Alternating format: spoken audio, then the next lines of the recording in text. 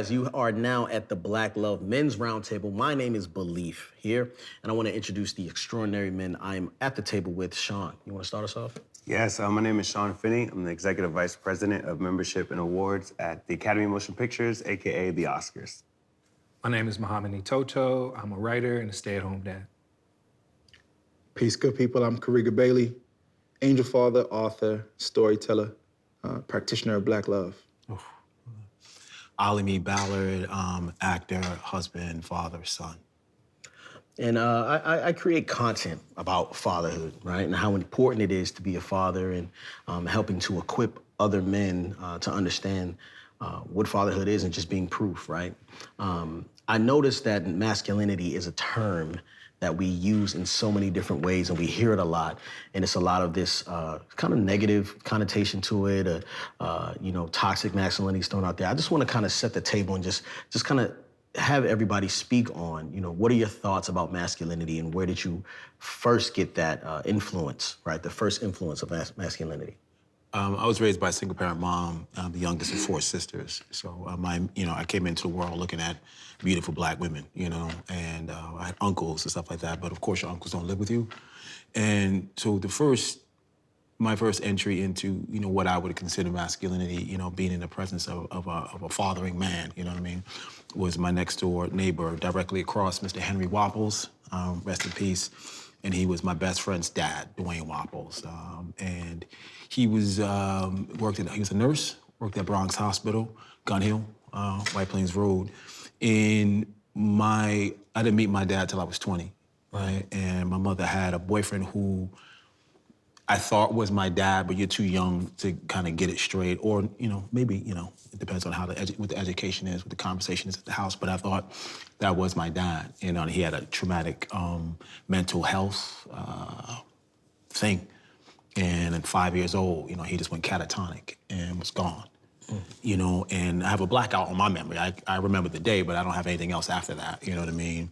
And so right after that, now that I have kids, I've got a 14-year-old and a 16-year-old, I see what happened, you know what I mean? I just spent all my Christmases at Dwayne's house. His dad brought me the same Christmas gifts that he brought, Dwayne, and the mom brought, Dwayne extra stuff to let him know that, you're our baby. But his dad just did this. Yeah. He just fathered me. And it goes, and I can speak for myself, it went over my head. It was just the best intro of what unconditional love was. And he'd give me spankings. My mom raised us vegetarians. He'd feed me pork. He was like, when you're in my house, you eating whatever the hell we eating. So my mom didn't mess with him. He's a big dude, but she was also knew what he was doing. I didn't know what was being done for me. Absolute charity and generosity. He sewed, he cooked, he spanked us, he gave gifts, and he was that very fathering presence. So my first real intro into a man that I can really grasp with my conscious mind is a fathering male. Straight out the gate. And that informed me of the kind of father, when I did become a father, I knew who I was going to pattern myself after, that guy. So I'm an at-home dad. You know what I'm saying? We don't do spankings because it's 2022, but all the other stuff I'm in for, but that level of spiritual giving, it informed me. That's good. So for me, my first example was my father. Growing up with him there every single day, teaching me how to walk or to look someone in the eye when I talk to them, or keep my head up even when I'm being disciplined. If I'm in trouble and he's speaking to me, not to put my head down, right? Yes, sir, no, sir, carry the groceries in for your mom, hold the door. Those are things that my dad, he was just that thing. It wasn't even that he taught it, he was it. Like I always saw him be that way. On Valentine's Day, even when my mother and him weren't together, he would buy her flowers. Like it was just a way of being. And because he was that way every day, it was also then an expectation. Like, well, this is how you're going to be because this is how I am. And so that was what it was for me. I didn't even know it was masculinity. I just thought, well, this is what you're supposed to do. Yeah. Right? Now, some of it wasn't the best, like far as don't cry and things like that. That was also given, right? Like I fell, I got hurt, rub some dirt in it. That was also part of it, being taught that I don't need to share my hurt with other people. I can deal with it on my own. So my dad taught me all of those things. How much of that have you carried into who you are now? I took it all with me. Yeah. Because it's a part of me, right? Even when you learn better, you don't unknow what you knew, right? You don't unlearn that. I still am connected to those things. Like I still have a hard time crying about things, but I understand that being emotional isn't wrong. Okay, so that happened, right? Mm-hmm. Then you had daughters. Yeah. Which, Rock. yeah. Yeah, You know what I'm saying? So that whole rub dirt in it, you know? It's, man, I hate to act like it's different for girls and boys, but I just can't treat my daughters like that. Like my daughters, I think it was the best thing for me, right? Someone raised the way I was raised. Having daughters, even when you're raised like hard, be tough, don't cry, you can't do that with a little girl. Amen. Like you just can't. My daughters will look at me and they'll fall. And my natural instinct is like, well, just get up. It's still there. Like, just get up, shake it off. But they'll stay down and just... But then after that, they'll look at you like, but daddy, pick me up. And I'm like, all right, I'm gonna tell you, you need to get up because I need you to understand that when you fall, you can get up, but I'm gonna pick you up as well. Okay, I love that. I have my oldest, I have two, right? Two boys first. Then I have my daughter, right? And then I have another boy. I noticed that I was uncomfortable in the beginning with the amount of affection my children were showing me. Not as a baby, but like when they got a little older. And I realized that it came from a place of never really having to been touched like that. You know what I'm saying? Like from a young age. So there is certain things that I've experienced that have creeped into my fatherhood journey. And just by the way I react, I am teaching it to my children. And I'm like, I have to relearn and allow them to lay on me for longer, right? To hug for longer, to be like, oh, we don't kiss. Yes, we do. Come over here now. You know what I'm saying? No, you know what I mean? Like, I think my son, he started like going to like, what is it? Like kind of school, but not, right? From the co-op, right? Something like that. So they go to school, but, you know, and then my wife is like dropping him off and he's like, he doesn't want hugs and kisses, right? Because he's at that age, right? Where he's like, he's 8, right? He's 8 then. And I'm like, oh, you're gonna kiss your mom or you're gonna be kissing me. You know what I'm saying? And that's great. Yeah, you're gonna get a kiss from somebody. You know what I mean? So like the next like day, I'm just like, you know, really pursuing him, let him know like, yo, it's okay to get this affection. And that wasn't natural to me, right? But I knew that once I had my daughter that I'm like, why am I treating them different? They're still kids, you know what I mean? And so you had to learn that with your daughters, but then you have stepsons, right, who need affection. Yeah. So how did you navigate that? Because that's another man's child too. So that was scary for me, right? Because giving them affection, because they're not my biological children, I had to risk them rejecting it. And as a man, I have a big fear of rejection, right? I don't want to open myself up to you and you not want me. Yeah. And you have to get over that as it pertains to children, right? Especially your stepchildren, because they don't have to like you. Like I just have to be good to them and they just have to respect me. But if they don't want me to daddy them, I can't make them want that. So it was something that was really scary for me for a long time. And I kind of baby stepped my way into it by trying to find something that we can bond over. My big boy, Jordan, I just bonded over math. We would sit down and do multiplication charts. And I'm really good at math and I wanted to share something with him that I was good at that we can have just us without their mom. And we would do it every single day, just me and him, until it got to such a place where he understood I was always going to do this with him and it was ours. And that made us closer. His brother, who was younger when I met him, I didn't have to do as much because he was like a baby when I met him. So it's easy to give a baby love, but an older kid, you have to earn it. You kind of I gotta show you, even when you're rejecting me, I'll come back. Nice. And I had to do that. Now with my daughters, they taught me that I don't get to not give them love. Yeah. Right? Girls My daughter are will ask for girls are different. You don't get to not give me love. Yeah, and it's Yep. like, what does that even mean? Yo, Like, what yep, is love? I did that thing that you don't like, Yeah. and you're upset, and come give me a hug and kiss. Yeah. And I'm like, how do you do that? Like, it's bedtime. Superpower. My daughter is acting a fool. She is screaming, I am leaving, and I'm not coming back. She'll sit up in that room. You have to give me my hug and kiss before I go to sleep. yeah. My daughter waited me out an hour one time. And I thought I was gonna wait her out. I checked the camera, she's sitting up. Ooh, man, why I you went make in this there, go up Yeah. she looked at me, I looked at her, I put my head down. Good. I walked over, she said, I'm sorry. Yeah. I gave her a hug, I gave her a kiss, I told her I love her, and she laid down and she went to sleep, and it made me understand that my love is important. She has to have it. That's right. And no matter what I'm used to being, I don't get to be that way with her. Right. She ain't accepting it. And I want to open up the conversation, right, to all of us as we talk about, right, masculinity, but also were our fathers affectionate, right, to us, you know.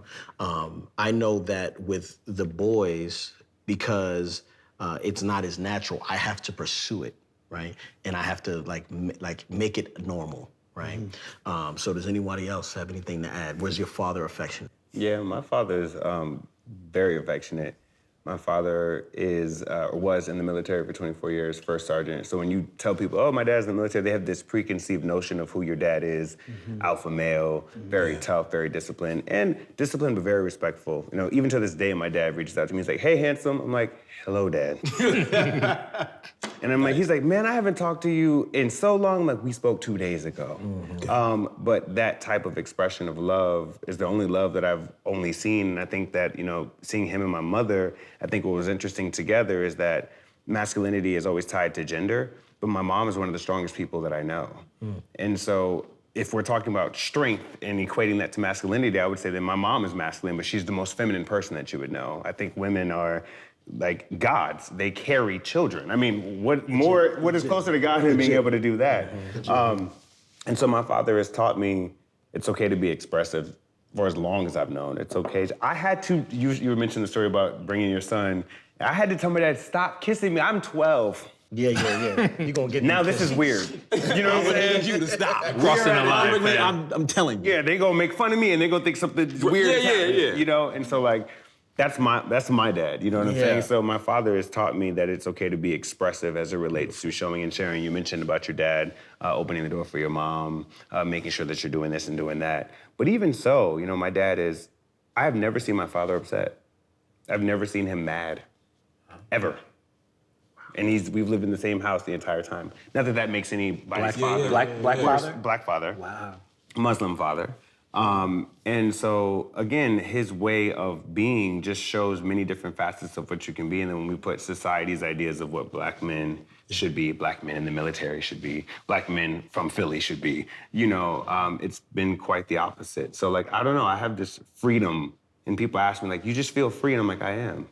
But I've been raised to be free. I've always, my doubts that I've had within myself have been my own. But my foundation in my home setting has always been like, you're not only enough, you're more than. And you always have been. And that's why you're gonna have more issues and problems. So I just feel that for me, masculinity isn't necessarily always tied to gender specifically. Because when I think of masculinity, we equate that to strength and you being able to handle, but it's like, no man can go through the pain that women go through bringing us here. And so with that alone, I would just say that I look at it very differently and very broadly. But with every good parent, we all have good things and bad things and things that we learn. As parents, we're always learning. So when I was really young, like I said, being emotional or expressive, that wasn't something I was made to feel like it was okay. It wasn't okay to cry, or it wasn't okay to not be able to figure it out. Like, I'll have something that's hard and I need help, and the answer is figure it out, right? And if you're hurting, or if my feelings are hurt, like, suck that up. Like, that was my experience for a lot of my life. Now, my dad had a change in his life.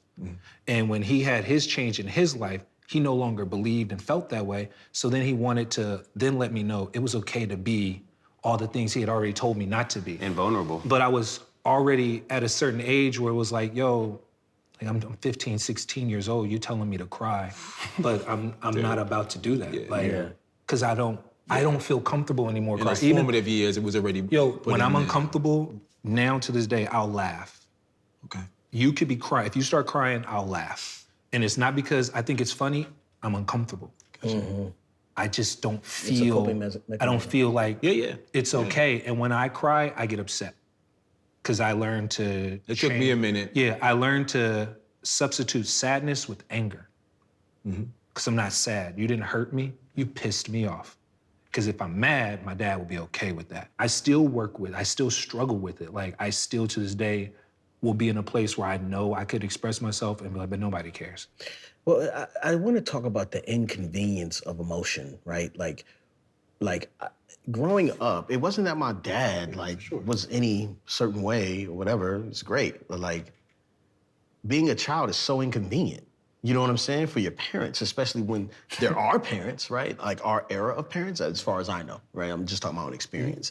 It's like, be quiet, speak when you're spoken to. Like the whole thing is that for you to kind of be there, but not be there, right? Clean up after yourself, right? And so when you start to carry this other, hey, I have feelings, those are very inconvenient, right? And so when you said I felt free, I was jealous because I'm like, whoa, I've never felt that type of freedom, you know what I mean? Because what I was supposed to be instead of free was to be controlled and quiet, you know? Yeah.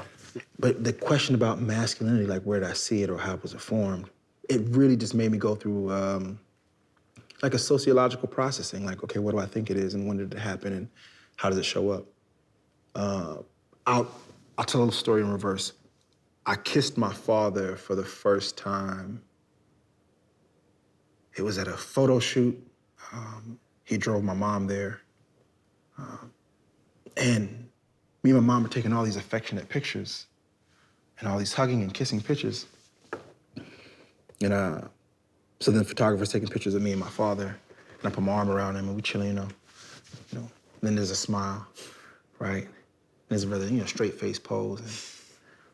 And I just lean over, right, and put my arm around him and kiss him on his forehead. And the liberation I felt in that was, I didn't want the first time I kissed my father to be at his funeral. Yeah. Oh. I knew I get some tissue or some shit. I knew there was something more powerful about love for us to experience, because I knew he respected me. Contextualize, I have a very Jamaican upbringing. Very Jamaican upbringing. And my mother is everything strong, everything expressive, everything, her endurance is unmatched, right? So her strength is just we can't hang with it. Yeah. My father had a harder time expressing himself. It was hard for him to articulate. And so masculinity for me was, I know my father, who he is and does, but there were experiences when we were very young when I knew that that wasn't the version of him I liked the most. But something that really happened, he saw the way I responded in my grief and had a great deal of respect for how I stood. But he also knew how deeply I loved my wife, and it was different than how he loved my mother. And he had respect for my choices. So I'm number 6 of 8. So by the time it comes around for me to play my hand, he loves all my decisions. He respects everybody, what I'm becoming. He respects my choices.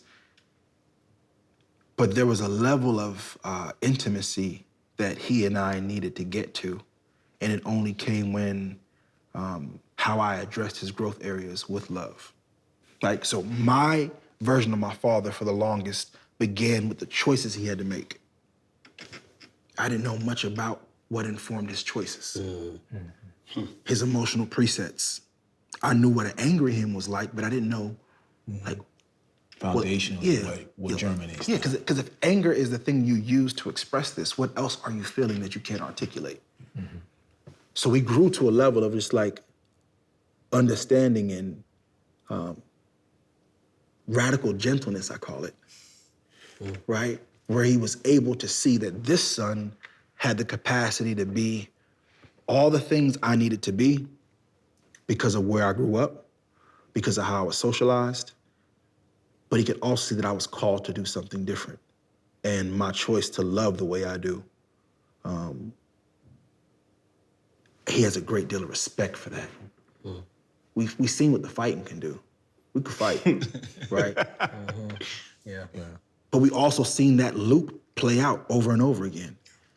He respected my choice to do something different. And we are incredibly close. And he comes to everything he can come to. He just rock with me like that. Yeah. Cycle breaking, that's what it sounds like, brother.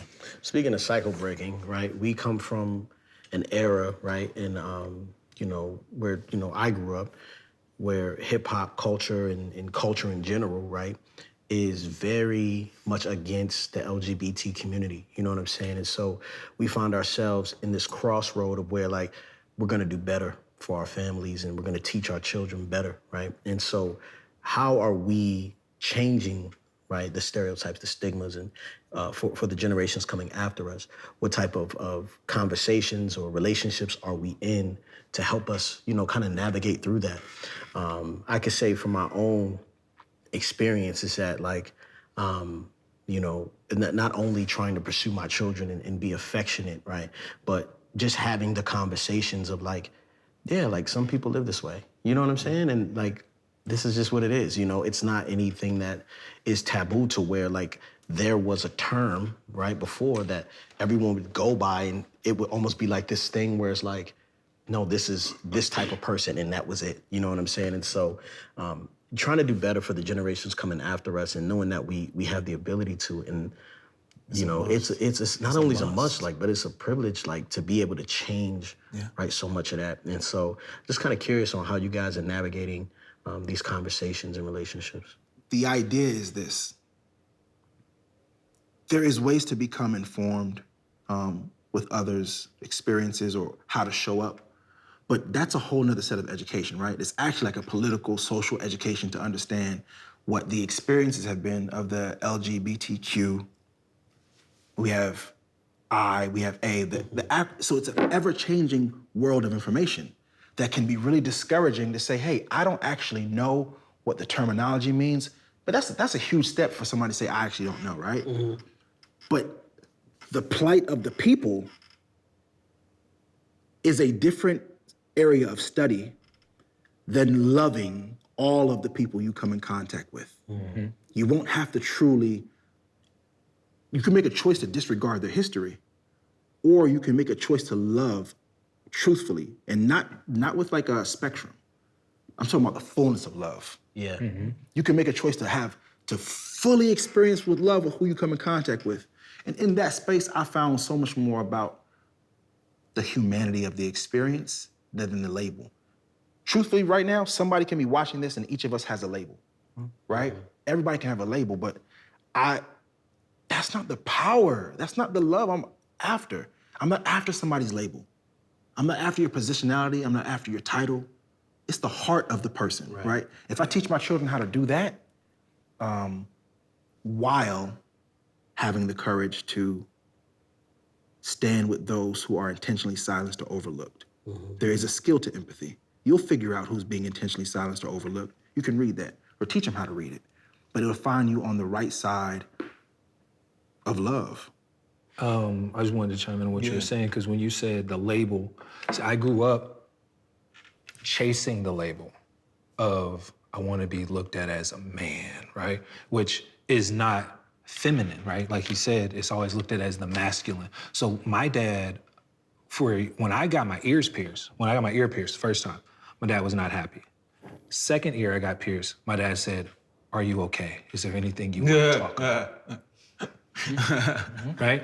Because I got into a place in my life where I wanted to dress nicer. I was working at the Gap, I was wearing button-ups and blazers, and I had a bag, right? Yeah. And my pops was like, "Are you okay? Is there something we need to talk about? Because you're not acting like yourself." And I was like, "I just like clothes and I got earrings." And he was like, "Do you still like girls?" I'm like, what does that have to do with what I'm wearing, right? And that's how I was raised, right? And it's not that he had a problem with it, but I was very clear it wasn't something that he wanted. There's a difference, right? I don't have a problem with this, right? I'm okay with it, but I don't want it. And since I felt it, I always knew in my head as a kid, this isn't okay, right? I didn't have that, like you said, that freedom to feel free. I always knew there were certain things I wasn't supposed to do, right? I'm just not supposed to. I'm not even supposed to consider it because that's not what we do.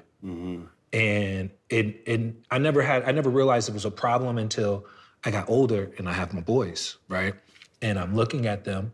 And as a man, I could say, I want my boys to be like me. So that's not negatively saying that I don't want them to be a part of this community. I'm just saying that I connect and understand how to do what I'm doing. And this is an unknown, so it's a fear. You know what I'm saying? It's kind of like a fear. I want to be able to help you grow into navigate your life as a young man. And if you have this experience that I don't know, now I'm afraid I can't help you. Not because I have a problem with it, just afraid you're gonna have struggles that me as your dad, I can only be there in love, but I can't give you the advice of what you should do. How do you handle it? This is how it feels. It's okay. I know what it's like to be a black man, right? I know what it's like to walk into a room and someone gets scared. I know what it's like for people to follow me around in a store, right? But I don't know what it feels like to be a black man and a member of this community, right? So if you are, I don't relate to that, and that's scary. My first, viewpoints on the LGBT community, gay or queer, for me, it doesn't start with hip hop. It starts from a religious perspective, the religious institution in the country I'm born in. You know what I mean? Those viewpoints, and not to, I want to step on anyone's faith, but the country, I'm from America, I'm from New York, so the religious perspective on that, gets you into, biblical issues, what I'm saying, with your afterlife, the state of your soul, you know what I mean? And our country, really, comes from, looks at it generally from that perspective. So many, my first experience, with conversations. I'm from the Bronx, I'm from, White Plains Road, Gut Hill. So, the talk wasn't like, inclusivity. It's like, I'm in West Indian community up there in the Bronx, you know what I mean? So that wasn't, you didn't have the room to be gay, bro. There was just no space for it. You got jumped for sneakers, much less being gay. I mean, like, it was just, I'm born, I came up in the 80s. So, it was just like, you savage, like for real, right? Like you go out, if you're coming back home, crack is king. Yeah.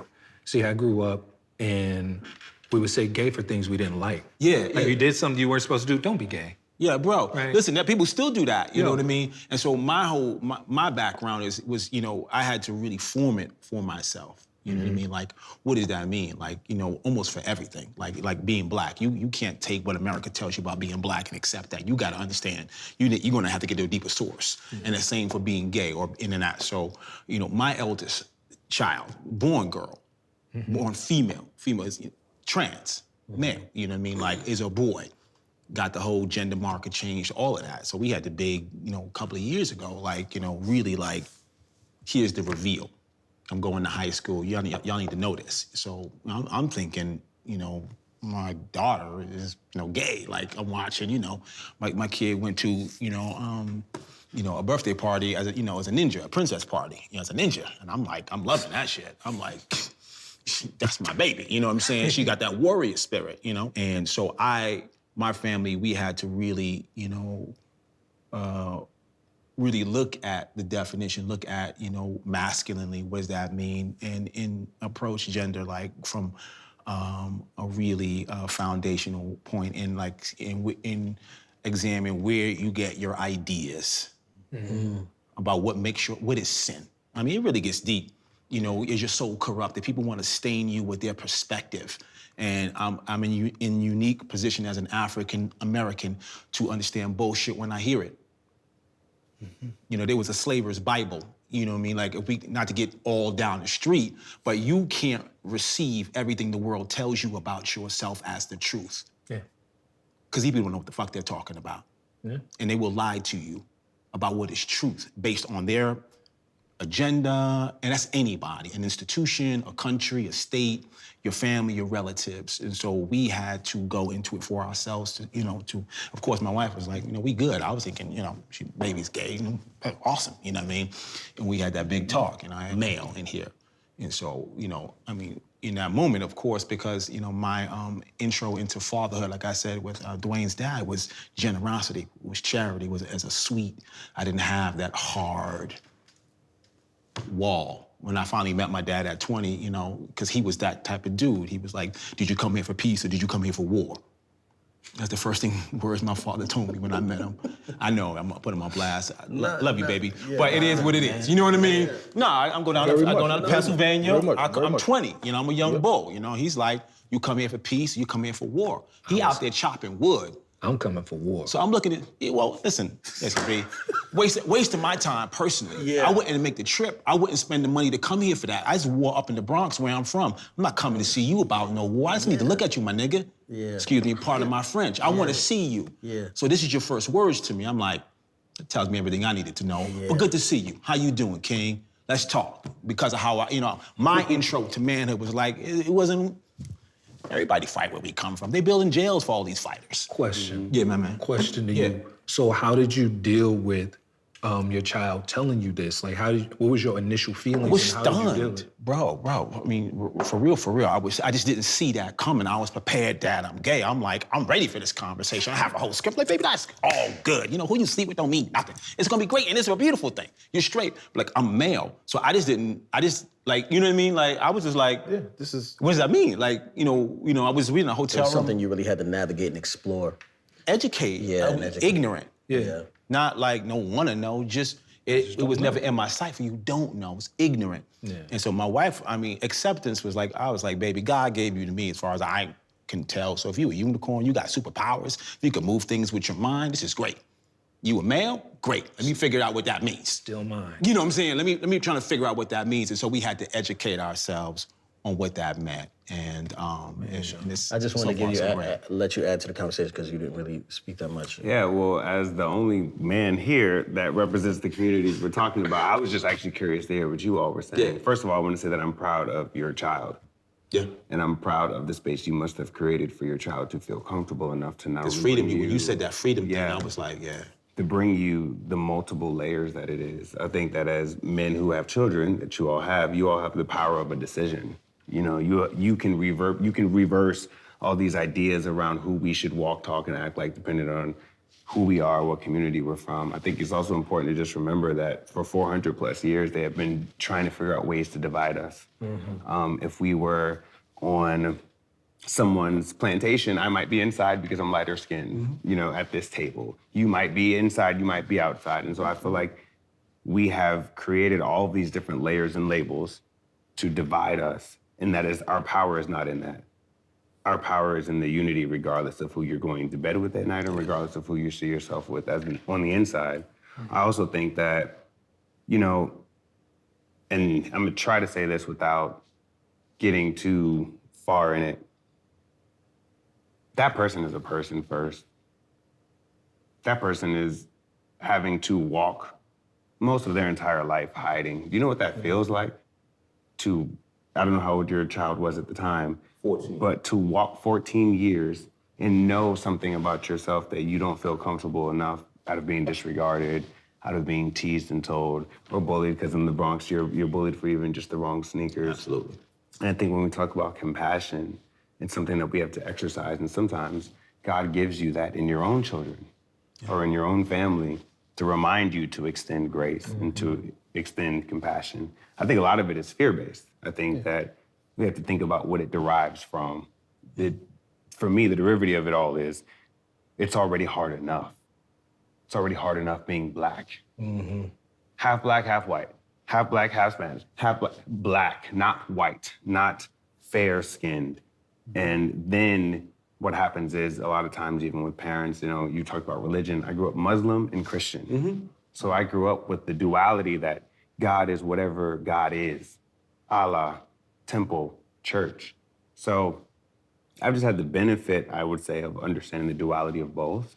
But that doesn't mean it was easy. That doesn't mean that you don't wake up feeling othered or less than, but I made a commitment to myself because when you are at the point where you feel like you need to take your own life because you are not worthy enough, you're broken, something is wrong with you.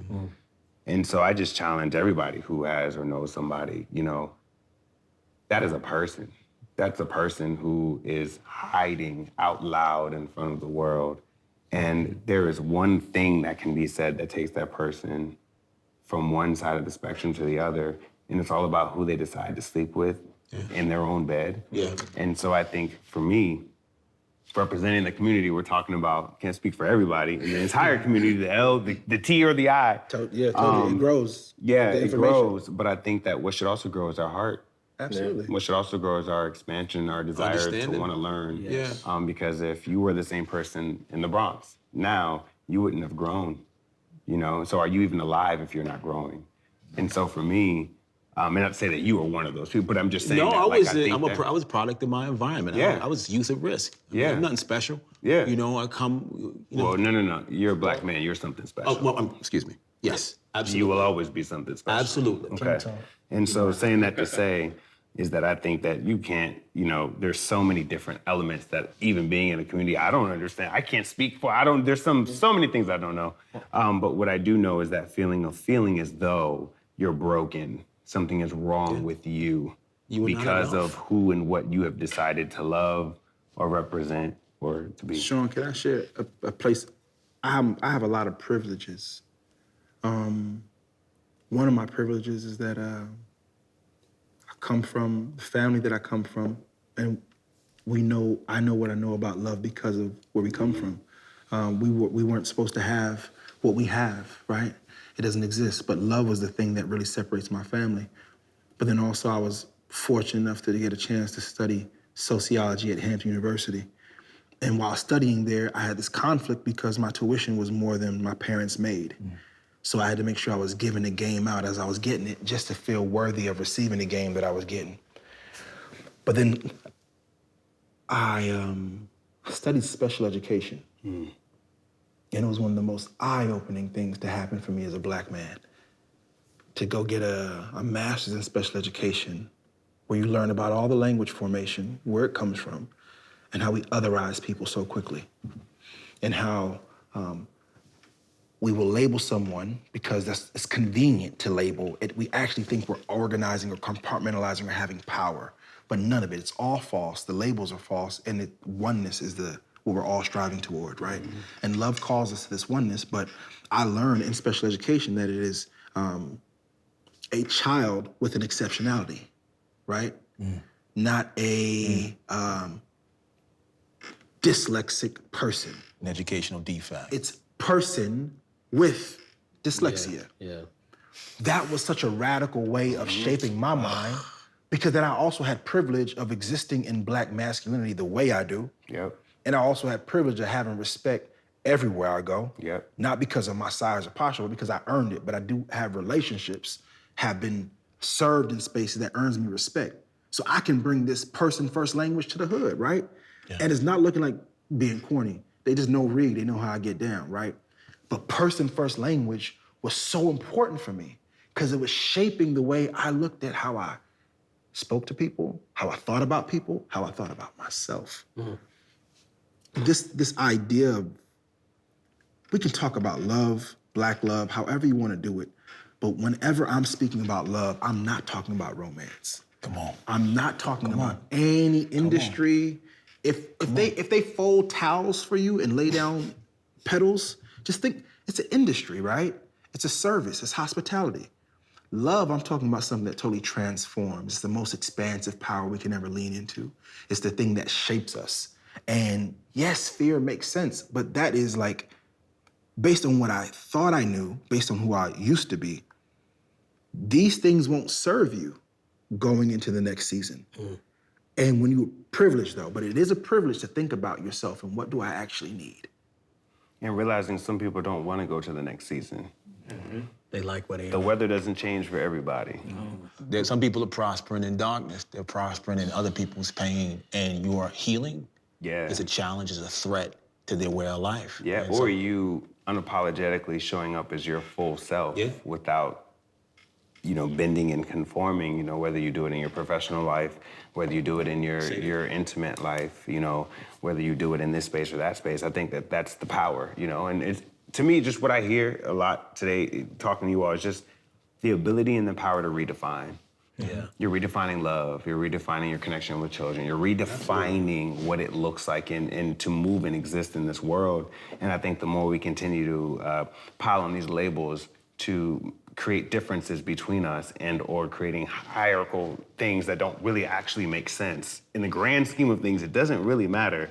So it's like, I can't be gay, but you can be a murderer. You know what I mean? Right. I can't be gay, but you can be a bank robber. But that's okay. But this isn't okay. Yeah. And so I think that when you really just start to be a drone and you levitate above, you can see how everything connects or it doesn't. And then you can decide, because this idea that everything is supposed to make sense, no. And you talked about love and respect earlier, and I think that people equate the love and respect to understanding. You don't have to understand my decisions to love me, to love and respect me. You just have to love and respect me beyond your understanding of who you think I should be based off of your idea. That's what love is. It exceeds our understanding. I would love to stay in this moment forever. Yes. Because we could grow. I was about to ask another good question. I was about to hit y'all turn your phones off, and I know y'all got people calling you, you know what I'm saying? So big shout out to Black Love for having us. This has been the Men's Roundtable. I am Belief, and we'll see you next time.